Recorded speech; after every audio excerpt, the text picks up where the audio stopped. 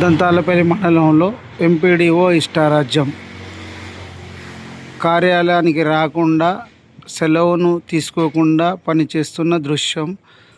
దీనిపై అధికారులు చర్య తీసుకోవాలని కోరుతున్న ప్రజలు. గారు వీడియో మీకు లీవ్ లెటర్ తీసు.